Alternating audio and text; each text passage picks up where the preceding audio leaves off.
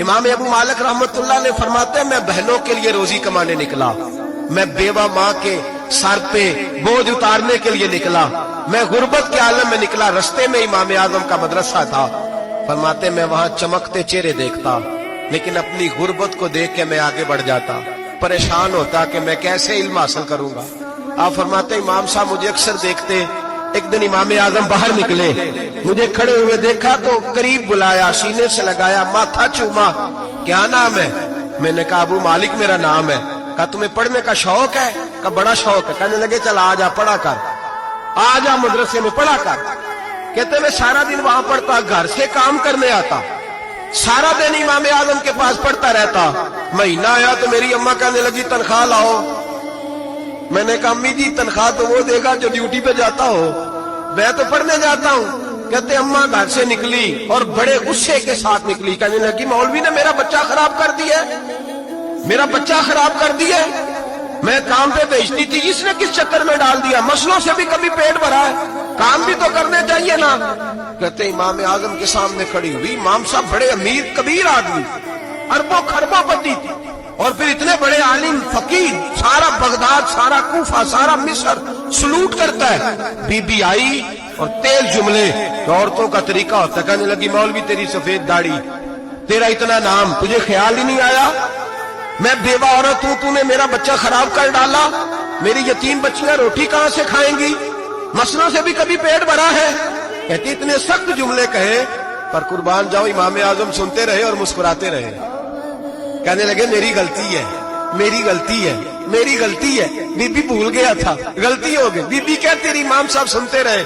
جب غصہ اتر گیا تو کہنے لگے اماں تیرا غصہ اتر گیا ہے؟ اتر گیا ہے۔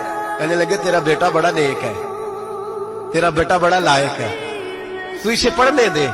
کہنے لگے چپ کر بے مولوی، یہ پڑھے گا تو میں روٹی کہاں سے کھاؤں گی؟ امام صاحب کہنے لگے مجھے بتائے گی تیرے گھر کا خرچہ کتنا ہے؟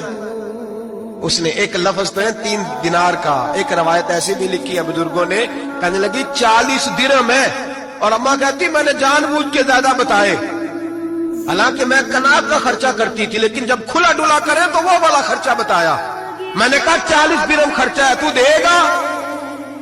تو کہتے امام اعظم کہنے لگے اماں تجھے لینے نہیں آنا پڑے گا، پہلی سے پہلے تیرے گھر میں پہنچ جایا کریں گے، یکم سے پہلے آئیں گے۔ او بھائیو کہاں استاد ملتے ہیں، کہاں استاد ملتے ہیں، کہاں وہ لوگ ملتے ہیں جو دعائیں مانگتے، التجائیں کرتے، پیار کرتے۔ گزر گیا وہ دور، اب تو سوٹ لینے کا دور ہے، مٹھائیاں لینے کا دور ہے، ہاتھ ڈلوانے کا دور آیا ہے۔ اب کون پوچھتا ہے؟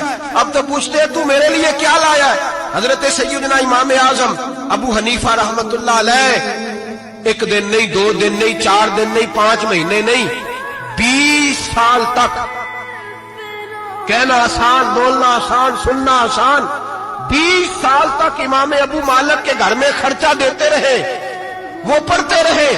اماں کہنے لگی تو میرے بیٹے کو لگا تو لیا ہے تو پڑھ کے بنے گا کیا؟